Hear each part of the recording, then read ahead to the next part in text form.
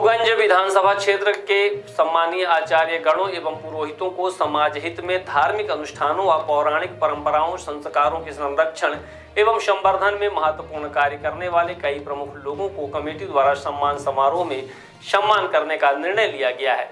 उक्त आशय की जानकारी जन अस्मिता पुरोहित संघ के तत्वाधान में आयोजित पत्रकार वार्ता रॉयल गैलेक्सी में मीडिया से चर्चा में पूर्व विधायक मऊगंज लक्ष्मण तिवारी ने व्यक्त किया।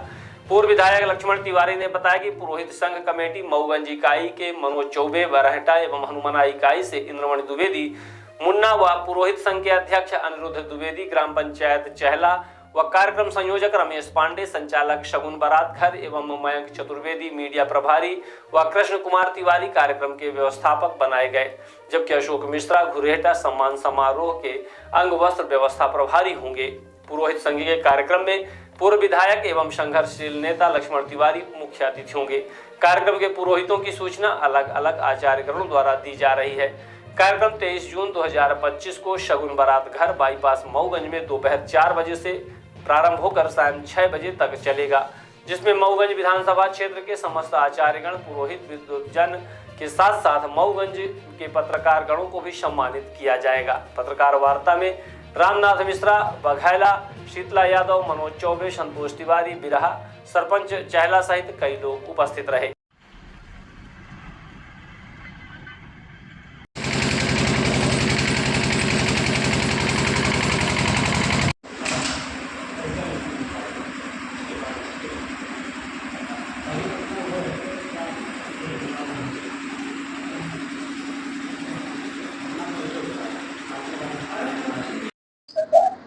फिर ये स्थितियां कैसे? जब कोई काम देखिए बहुरूपिया करता है, मैं किसी पार्टी का नाम नहीं ले रहा, तो उसके विभिन्न बहुरूपी आकार हो जाते हैं। सनातन आज से नहीं है, सनातन आदिकाल से है। हिंदुत्व आज का नहीं है, हम हिंदू के औलाद हैं, ये आज का नहीं है। हमारे जब से परंपरा चली है तब से ये हमारा कार्य विभाजन हुआ है जाति को संतुलित करने के लिए। जैसे एक मंदिर है, उस मंदिर में रास्ता घुमा दिया जाता है कि कैसे भीड़ ना हो, कैसे किसी तरह से घटनाक्रम न बने, तो उसको घुमाते रहते हैं चारों तरफ से। फिर रास्ता देते हैं कि इस रास्ता से जाएगा, इस रास्ता से ही जाएगा, इस रास्ता से जाएगा। तो सनातन और हिंदुत्व की बात करने वाले, ठेका लेने वाले लोग कि हम ही हैं, इसको मैं नहीं मानता हूं। मैं इसको मानता हूं कि ढोंग है।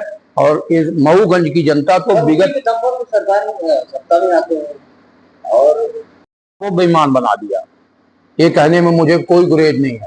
तो जब बेईमान लोग अपने ही तरह की बेईमानी सिखा रहे जनता को, और जनता उन बेईमानों के चक्कर में आगे गुमराह होके चंद लालच में अपना ईमान खो रही है, अपना धर्म खो रही है, अपना कलेजे में जो उसके कुछ और है, मुंह में कुछ और है, तो ऐसे में तो ये काम बहुत कठिन है।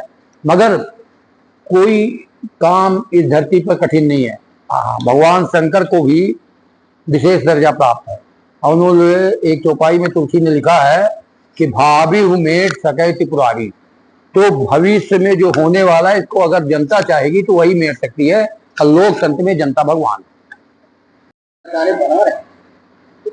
इस पक्ष मजबूत नहीं रहता जब, या तो किसी को जनता ने चुन दिया और अपनी सत्ता नहीं संभाल पाते किसी कायदे से। मैं किसी पार्टी का नहीं, आप मैं निर्दलीय होकर बात कर रहा हूँ, मैं यद्यप मैं कांग्रेस में। तो ऐसे लोग जब शंकराचार्य का यहाँ ड्रेस कोड पहन के बांटते हैं और जनता उसको एक्सेप्ट कर लेती है, या मनोमन में रहता है कि हम चुनाव आएगा देखेंगे। चुनाव तो वोट घोष का है। अबे लाडली बहना क्या है?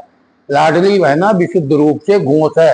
आए देखना, आते आते जब 2,500-3 हजार कर देगी सरकार हमारे पैसे क्या है और खून चूस रही है, तो फिर स्वाभाविक है कि सत्ता उन्हीं की लगूरियों को बनेगी। और यही हो रहा है इस देश में। मऊगंज की धरती पर आप सभी चौथे स्तंभ के इलेक्ट्रॉनिक और प्रिंट मीडिया के साथी गणों को मैं स्वागत अभिनंदन करता हूं। निश्चित रूप से आपका प्रश्न लाजमी है, इसलिए कि बहुत दिनों के अंतराल के बीच से मैं अब आया हूं। ये मेरी कर्म भूमि है, यहीं से मैंने राजनीति का इसकी उद्गम और शुरुआत किया था।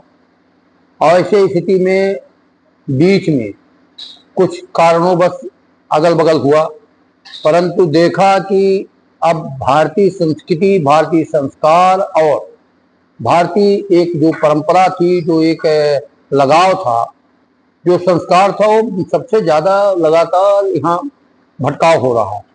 भटकाव क्यों हो रहा है? जब नकली लोग, गंदा काम करने वाले लोग भी शंकराचार्य बनने लगे, यहाँ जिनके पास 5,000 की भीड़ थी वो 50,000 बताने लगे। यहाँ अगर कोई घटना घटी तो बदले के भावना से कार्रवाई करने लगे। जातिगत यहाँ जो विशाल रूप खड़ा कर दिया कि जो हमारा परस्पर रिश्ता था, जो हमारा भाईचारा था, जो हमारा एक दूसरे से लगाव था, वो इन राजनीतिज्ञों ने तोड़ मरोड़ करके उसको भिन्न भिन्न छिन्न भिन्न कर दिया। ऐसे स्थिति में हमारे भारतीय संस्कार और जो हम लोग मानते हैं, खासतौर पर हिंदू धर्म के लोग, वो कथा को मानते हैं सत्यनारायण की, वो लग्न को मानते हैं कि शादी लग्न में हो, वो सब सुदिन बताते हैं कि बरहा होगा तो ये 27 में हुआ, सुदिन में हुआ है, अथवा किसी के यहाँ कोई मांगलिक काम हो तो उसका भी सुदिन बताते थे, कोई घटनाक्रम हो तेरहवीं एकादशा का उसका भी बताते थे।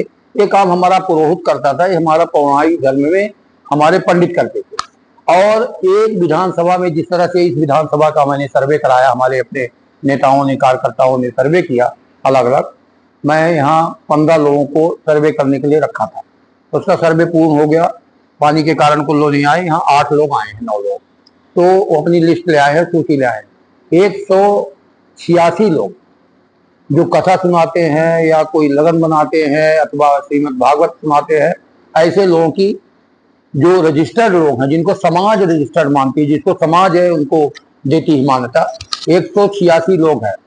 वो 186 के 86 लोगों को, इस विधानसभा के लोगों को, हमारी एक कमेटी है, जन अस्मिता कमेटी है, इसमें लिखा हुआ है पुरोहित, उनकी कमेटी ने, उस कमेटी में पदाधिकारी हैं, उसके मऊगंज से संयोजक हमारे मनोज जी हैं, हमारे हनुमाना से संयोजक हमारे निमन द्विवेदी जी हैं, पौराणिक कथा करने के लिए ये संयोजक उसके हमारे अध्यक्ष ये अनिरुद्ध जी है, व्यवस्था प्रभारी ये है अशोक जी है, वस्त्र प्रभारी जो हम उपलब्ध करा रहे हैं कहीं से, मैं ये सब जितने भी बैठे हैं, शीतला यादव है, ये इस तरह से लोग, हमारे 15 लोगों की एक कमेटी है।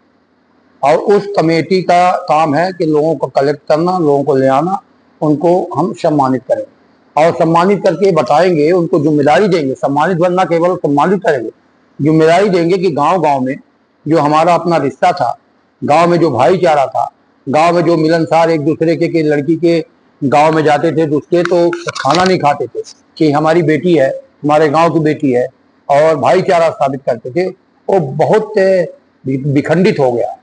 तो उनको जिम्मेदारी देंगे, उनको सम्मानित करेंगे और जिम्मेदारी देंगे कि आप इसको ठीक दिशा में ले जाए। इसी का कार्यक्रम आगामी 23 तारीख को हमारे सगुन जो बारात घर है, क्योंकि वर्षा ऋतु आ गई है तो उसमें एक किया जा रहा है, उसमें नाश्ता पानी सबके साथ साथ, और समाज का चौथा अंग मीडिया है, उनके लोगों को भी, उन पत्रकार साथियों को भी जो आ सकेंगे, सबको निमंत्रण भेज रहा हूँ और उनको सम्मानित किया जाएगा इसी के साथ, क्योंकि उनकी भी जिम्मेदारी इतनी है। काम आप कितना कर लो, अगर पत्रकार उस बात को इंगित नहीं करता तो हजारों लोग, लाखों लोग नहीं देख पाते, समझ नहीं पाते। इसलिए पत्रकारों की भी उतनी जिम्मेदारी है जितनी एक सर्वांगीण जिम्मेदारी हमारी है। इसलिए उनको भी सम्मानित करके उस दिन एक सम्मेलन का, उसको कहेंगे सम्मान समारोह का, सम्मेलन नहीं सम्मान समारोह आयोजित किया जा रहा है। और ये सम्मान समारोह 3:30 बजे शाम से, मतलब 4 बजे मूलतः हो जाएगा और 6 बजे तक 2 घंटे का रहेगा। इसके लिए आज जानकारी के लिए ये प्रेस कॉन्फ्रेंस आयोजित है।